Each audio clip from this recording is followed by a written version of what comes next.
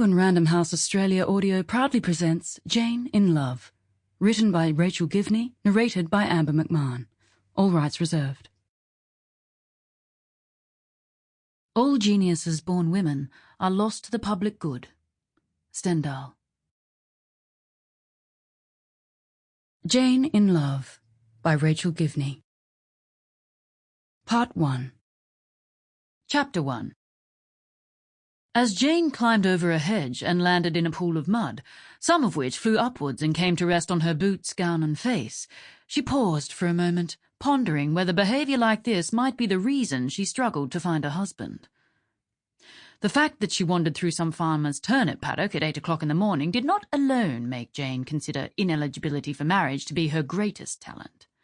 As she leapt over a stone fence and into another field, less of a field in fairness and more of a quagmire.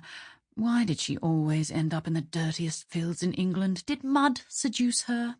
She compiled a list of all the ways in which her character could be considered unmarriageable.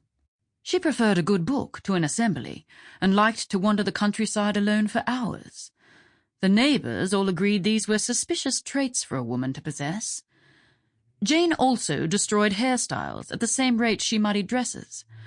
Her fawn curls, commanded into a Grecian knot on the crown of her head by her mother earlier that morning, now rested below her left ear in a disappointed bundle. These facts alone ruled her from contention for any prospective husband.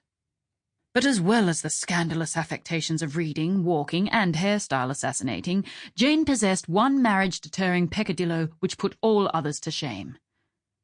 She wrote things. Not letters and poems, though she had talent for both. Novels were Jane's canvas. A germ of a story would come to her, in the woods or during an assembly, and she'd toil and rage to tease the seed from its pod. She'd walk around in a funk, unable to put her mind to any other task until she wrote it all down, until sisters were reunited, villains dispatched, lovers married. Once finished, she'd drop her quill and fall asleep with an empty head, her voice added to the dream of the world. She'd wake the next morning with a new idea bothering her, and the toil would begin once more, its importance for her on par with breathing. As an accomplishment, writing did not equal embroidery or watercolour, but at least it displayed neat handwriting. This at once endeared her to her family.